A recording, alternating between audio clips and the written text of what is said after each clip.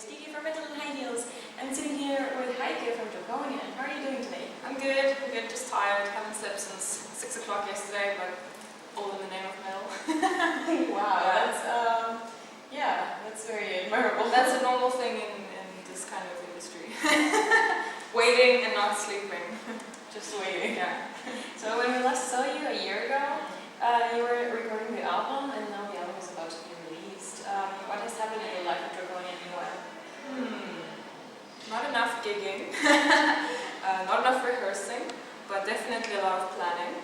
So, I think things are really starting to take off now, which is pretty much what we've all been waiting for in anticipation. And offers are starting to come in, which is great. So, come next year, we probably tour. We have a tour planned, and probably do a lot more shows to promote the album. So, maybe video, all those things you do. So it has been quiet for us. We've only done a couple of shows up until now, but I think once the album is out and we have some momentum, then everything will get going again. Exciting times. Cool, very much, yes. That was also my next question. Are there any videos coming in concrete plans already? Yeah, we're planning right now to do a video, so it's just anything you can reveal? The director who we're looking to use is Stains. Some people might be familiar with his music video he did for Solstafir, Fjara, so a very Icelandic naturescape, we want something a bit more impressionistic and artistic, not the typical band performance kind of video. I think it's because the album has a bit more atmosphere and it's darker, and I think Draconian is a bit more of a shy band, always has been, so it'd be better to have something epic and nature and cosmic related, something atmosphere. Tell us a little bit about the themes and lyrics of the album. That's usually Anna's department, but if I had to say how I interpret it and how we wrote it together, it's a bit more cosmic in the sense of self-realization and your own insignificance somehow in the great universe, but also then how in the great universe you are significant. So it becomes a sort of macro-micro situation where you might be singing about something that relates to dying stars, but you're really talking about yourself, you know what I mean? So it's very, oh yes, hi. Sorry. Gotta have a beer. The last album was more about the environmental struggle and everything that's going on, and now it's sort of looking more inward.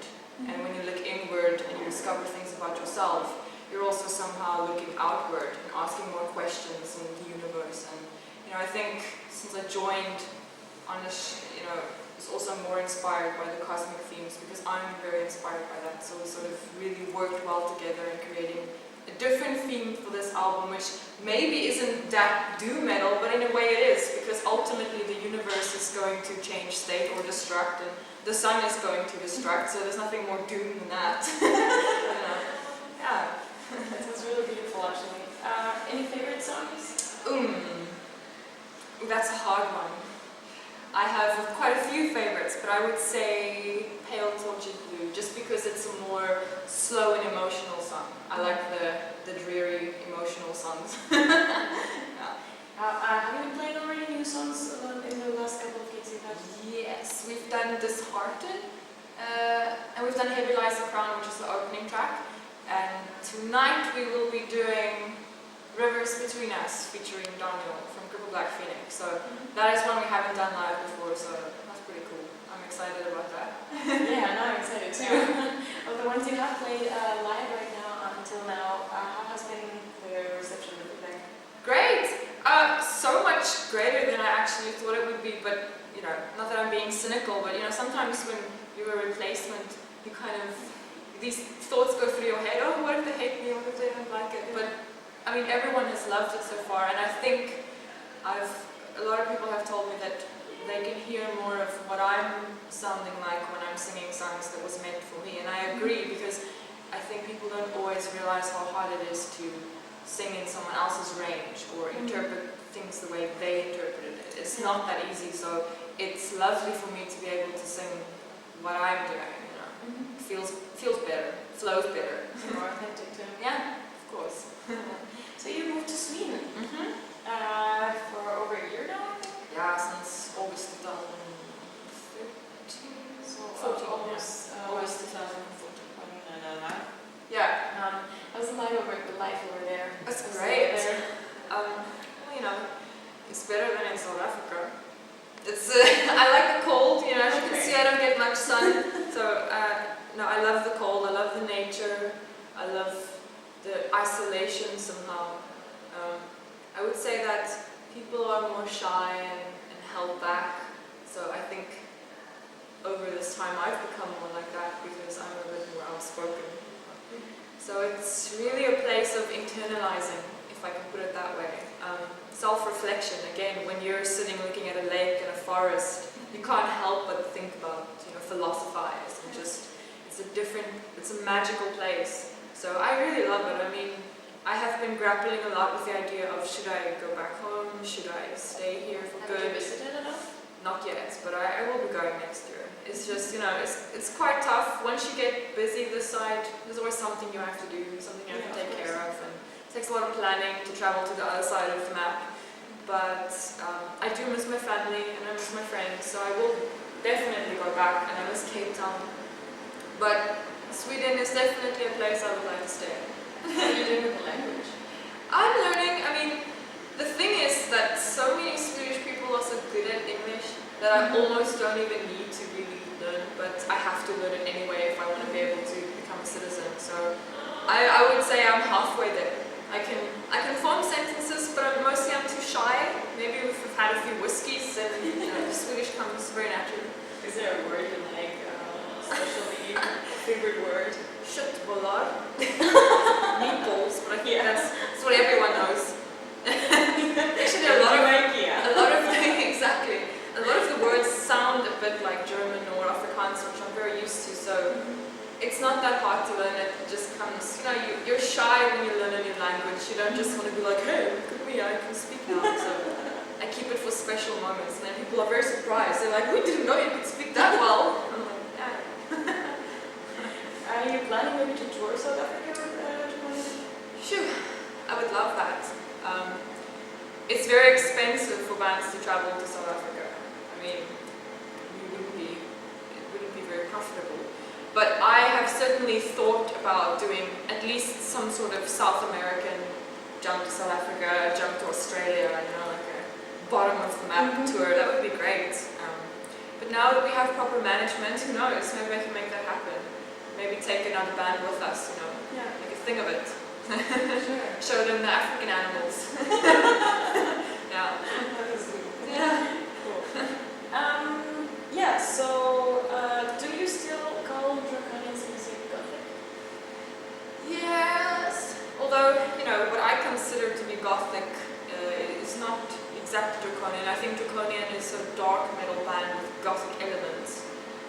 I consider gothic music fields of Nephilim, submersive, things that died in the 90s. So it's wrong. The term is maybe outdated? Yes, I think neo-goth or post-punk or whatever they call it nowadays is more suitable, but then again you can't really apply that to a metal genre, so I think the only term that people are comfortable with. Oh my god, wait a second. It's been off this whole time. I broke it! But she got it on the camera. So Yeah, I got it on the camera, it's okay. Yeah. We got the red. Oh shit, I'm so sorry. It's okay. I started Electrical. blinking and what's thought, funny? Like this God. happens all the time. Electrical things just fail. So it's probably my I'm fault. so embarrassed right now. It's okay. It's okay. Damn it. We've just been talking and talking. Yeah, it always cool. happens at one point. It's cool. Anyway. Now I'm all blushed, but still. Do you No. think these kind of categories of music are still important, or wherever? I've asked myself this question a lot because I think there are so many subgenres that people are getting confused. I mean, if you told a person who's 40-year-old, okay, I'm listening to post-metal or prog, this and that, they'll be like, what are you talking about? It's either heavy metal or it's not, they don't quite. But I think that there are so many bands experimenting and re-innovating, you know, or recreating old styles with other elements, sort of like fusion. So you have to put a label on it. It's really hard these days when there's a band where you really can't define them, and then someone asks, okay, so what are they like? And you really don't have an answer for it. It's like kind of like this, kind of like that. So I think even though no one wants to really label things, good music is good music or it's not, but you know, if something is clearly metalcore, it's metalcore, or it's you know, gothic or whatever, some sort of category is important, I would say. But I'm young, what do I know? I think also for us fans, it's or at least for me, it was a bit important for a sense of belonging in kind of a culture-wise. Yeah, exactly. I mean, the difference between a psychedelic rock band and a gothic rock band is, you know, obviously it needs labeling because it's a whole different niche of fans involved as well. So, yeah, I think it's important. That's cool. Keep the labels. I think so too, I agree. Last year we asked if Draconian would do covers again, and you said yes, maybe not on the album, but yes. How do you handle that legal part? Is that something the label does, or do you ask for permission? That's interesting. I don't actually know, because so far we haven't thought about doing a cover. I don't actually know why. I'm sure that the label would sort that out, you know, because we're not really industry professionals, and they sure know how to deal with that stuff. We're just the music industry's bitch. It's okay, you know. they do all the paperwork. We're just the monkeys in the cage. They throw peanuts at, you know. And how do you handle covers of your work?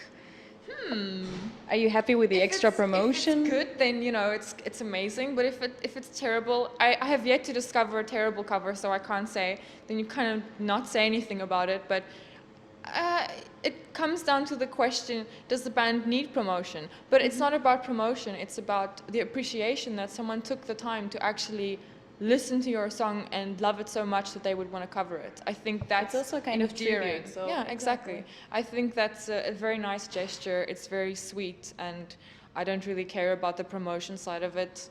I mean, maybe if it was a band who didn't have a big following or needed promotion, but I think... So you wouldn't sue anyone who...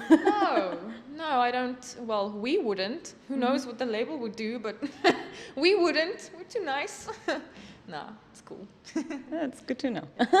Why'd you plan on covering one of our songs? Not yet. On a banjo. A ukulele or something. Yeah. Is there anything else you'd like to say? This is the hard part. I just want to tell the fans. No. I'm really excited about the album. Now I'll speak to the camera. I'm really, really excited about the album, and you know, it's taken so much to get here, and I cannot wait to hear what people think about it.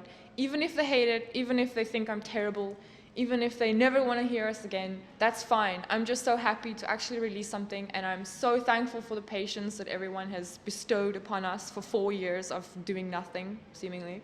So thank you very much, and thank you for the interview yet again. Thank you so much for your time. Cool.